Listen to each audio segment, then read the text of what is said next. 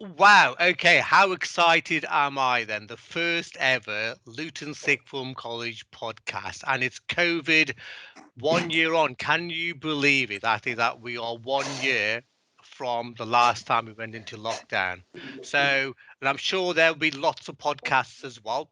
My name's Altaf. I'm the host for this podcast and also happen to be the principal of Luton Sixth Form College. And it's such a simple concept. We hope this will have to really get off the ground. There's so many topics that we can be talking about, and we'd love to talk about like our hot topics for our college community, but also for the Luton community as well.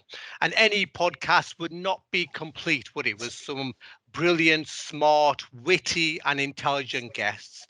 Sadly, they weren't available, so you've got us, folks. I'm joking. Of course, I'm joking. And without further ado, can I get straight into introducing my brilliant guests? So the first one, Mark, do you want to tell us who you are, what you do? That sounded like blind date then, didn't it? I'm Mark, and I am the Director of Progress, Behaviour and Achievement at the college. So you probably have one of the longest job titles in the college. Yeah, it doesn't fit onto any of the badges. Thank you. Well, I'll be coming back to you in a few moments. And then next, Mariam, over to you. Hello, my name is Mariam Hock, and I'm the head of faculty for business and IT.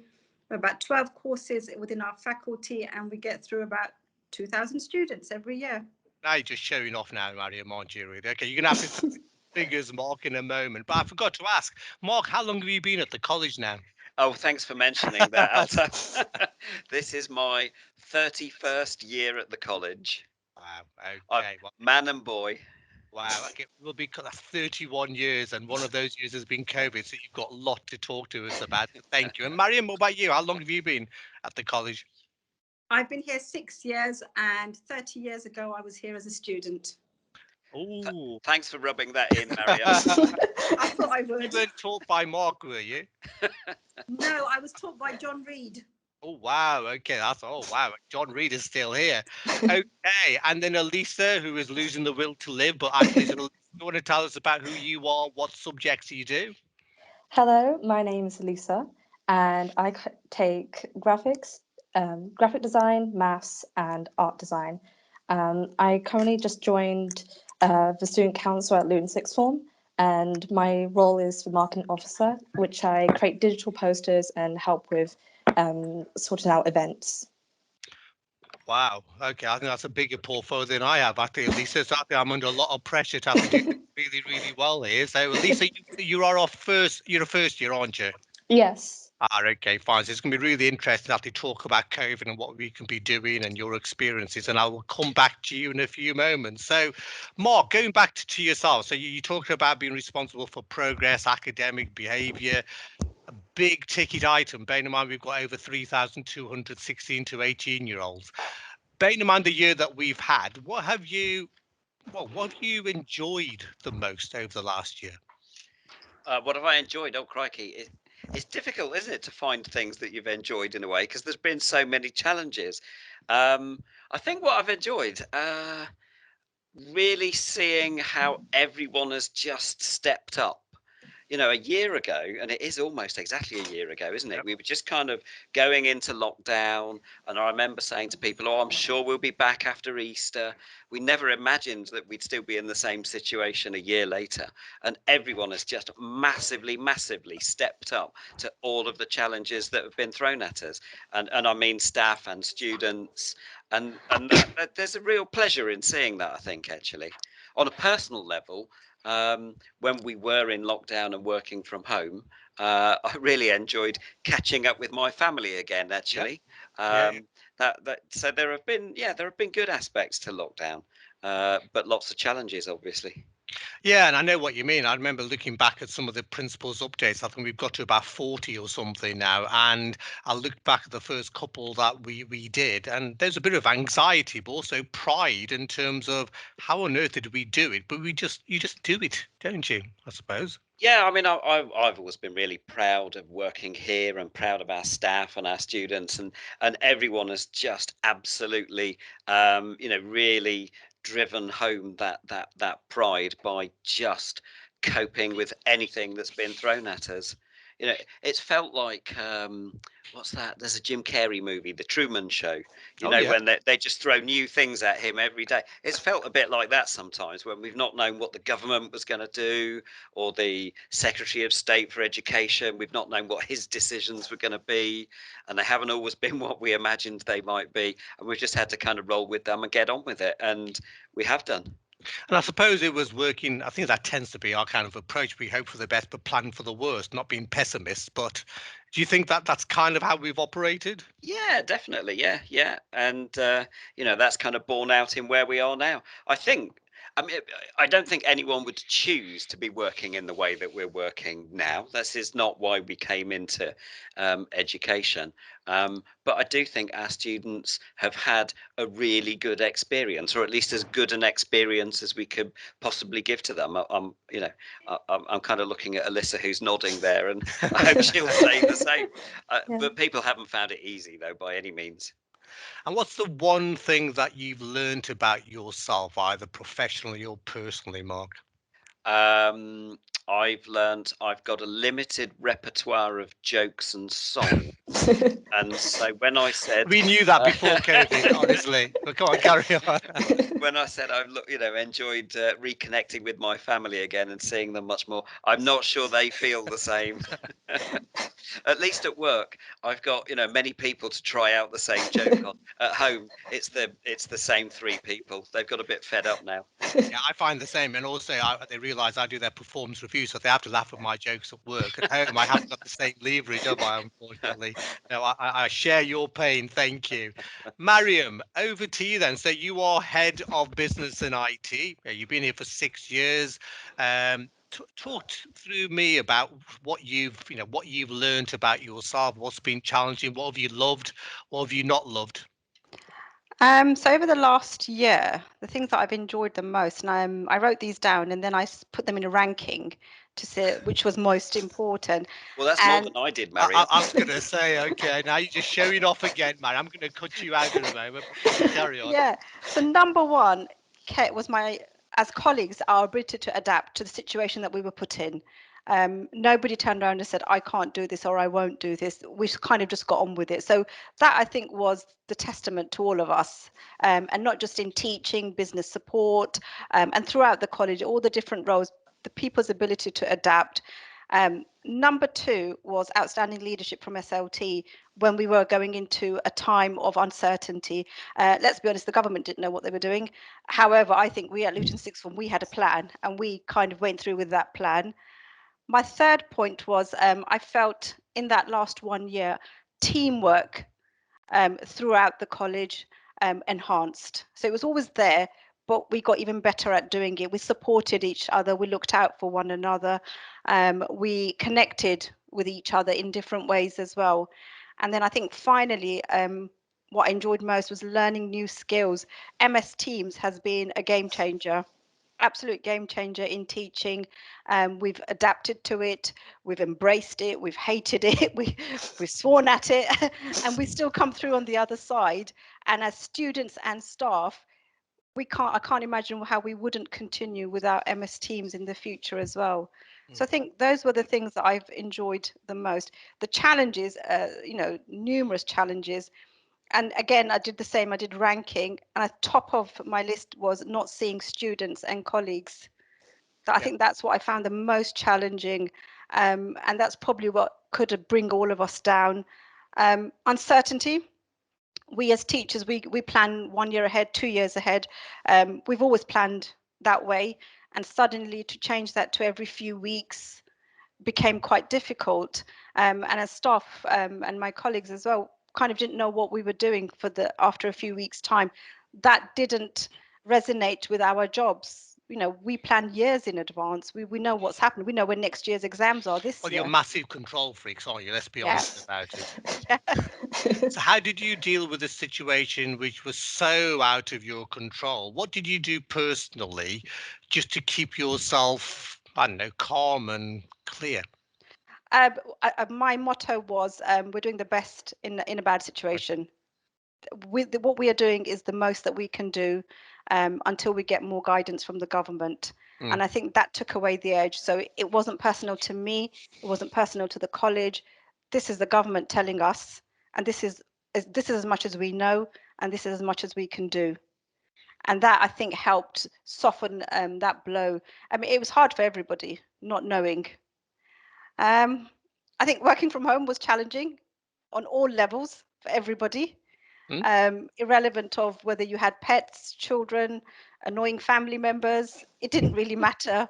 You know, Did you mix them up at any point? Yeah, you know what? I'm so organized. I would tell my family I'm in a meeting. Please don't disturb me. I'd put a notice board out and I'd put it on the door. And what do you think they do? They open the door. What are you doing? Looks really interesting. Leave me alone. I'm doing something confidential. No, we just want to sit with you. Were you mentioned pets? Were you tempted, like lots of people were, to have to get a dog over COVID? No. I'm not an animal lover. No. Okay. I nearly got chickens. But my wife wouldn't let me. Listen, the only chicken I know is spicy chicken with lots of chili sauce. That's how I like it. Oh, you're throwing a bit of culture in there, because I think one thing, because I thought about a dog and I thought about swimming, and I realised I spoke to my mum and she pointed out that inherently that goes against my genetics, because I'm scared of dogs and I don't like to swim. So I think I was trying two things and I was destined for failure at all points. But anyway, maybe that can be another topic at some point. Elissa. Hello. It's always good to finish off with a student here, because it's all about you. And I don't say that in a kind of cliched way, but it's everything we do is all about making sure your experience has been as positive as we could make it. Tell us about some of the challenges from your point of view. Because if I'm honest with you, I'm old. I quite like locked in. I like watching Netflix and just chilling out. But at your age, it must have been so tough. So talk us through what you've been through. Yeah, last year, I just finished high school because of the announcement that GCSE exams and A-level exams were cancelled. And there was this level of uncertainty, like, what are we supposed to do? And since it was in year 11 and the exams were cancelled, we didn't really have anything to motivate us. Like, we didn't have any studies to really do. I kept on emailing my teachers, like, what am I supposed to do? Is there any coursework I can do? Because I just felt quite unmotivated at that point. And yeah, it was just really challenging for, I think, my year group, just to kind of settle down, like into college and getting used to like A-level or BTEC content. And what about any advice you would give to current students? But also, we've got a whole bunch of students who will be joining the college in September and having lost out on learning. And there is lost learning. Let's not kind of beat around the bush.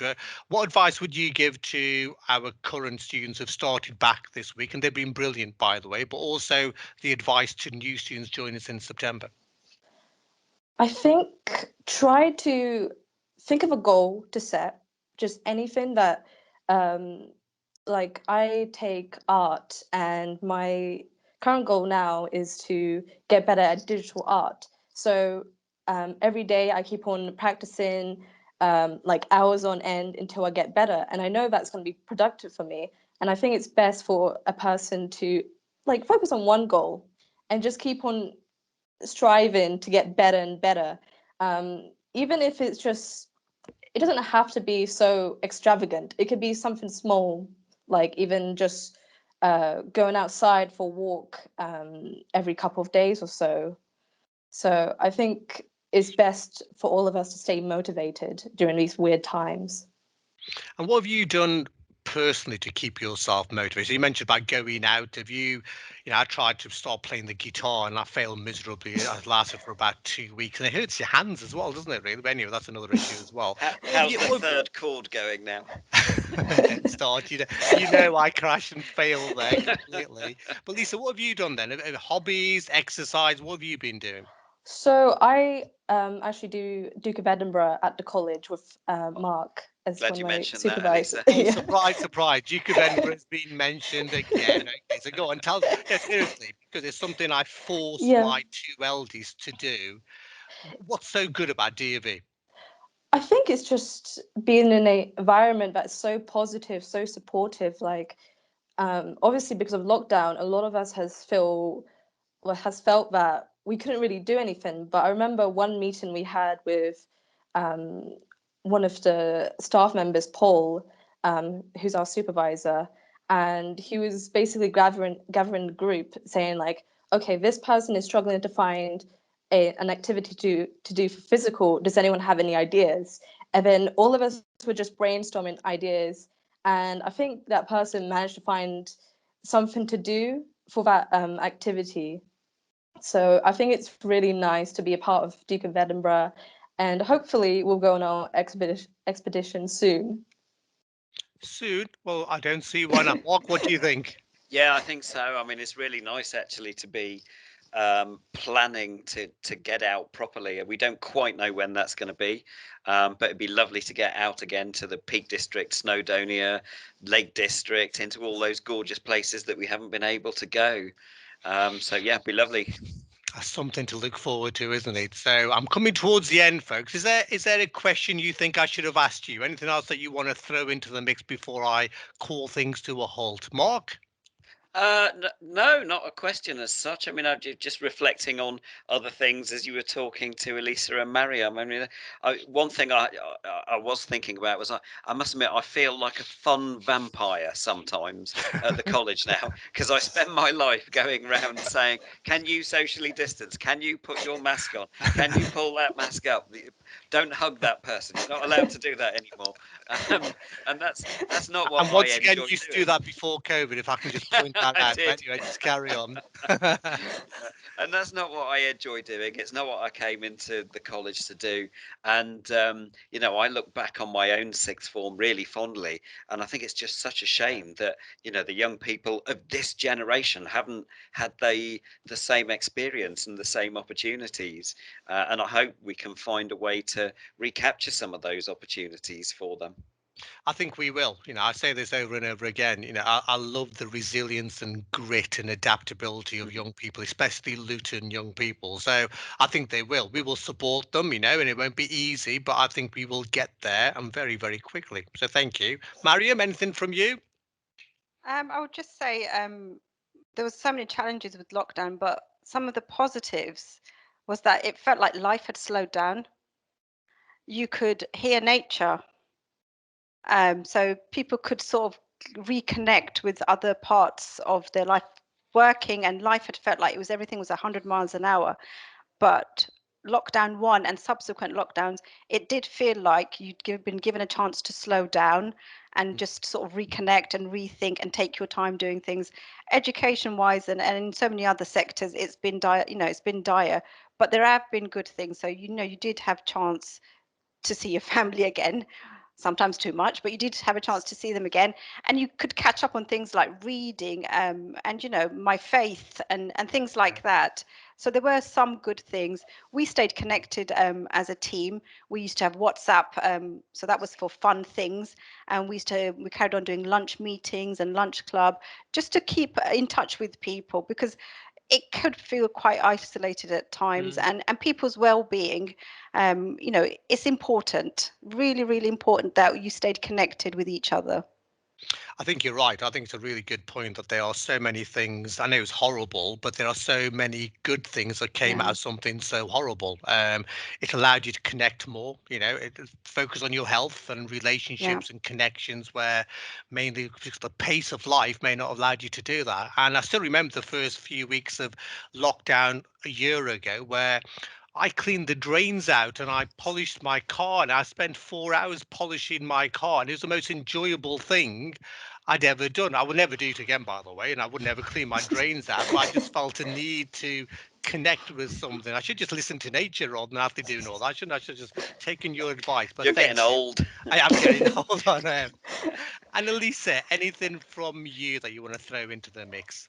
I think it's for my year, obviously, I just came to Luton Sixth Form in September, and before Luton Sixth Form, I actually came from a high school outside of town. So I only know like a small group of people, but some from primary school when I was in Luton before. And even though we've been mostly online, I've met so many people through my extracurricular activities and classes. I currently tutor someone at the college for my Duke of Edinburgh for maths. Like just mostly, it's been such a lovely time to slow down and talk to more people. I think there's like a big emphasis on trying to stay connected with everyone instead of trying to think of, okay, what do I have to do next? Okay, what do I have to do next? So it's just what like Mariam was saying, just slowing everything down and taking time to reflect as you are as a person and trying to better yourself, and comparing yourself from who you were yesterday and not someone else who is today. What wonderful pearls of wisdom to finish off with, Elissa. Thank you, Mark and Mariam. It's the first podcast, so you are part of history, folks. So congratulations. And people listening, that's it. Please like us on our various social media. I don't know what you do, but click like and wherever. Give us some feedback so we can get better. There's so many kind of ideas and future topics that we could be looking and listening and talking about. If you'd like to be a guest, possibly, I think the PR team are looking at me thinking, well, he's gone off script here. Let us know if there's a topic. Let us know as well.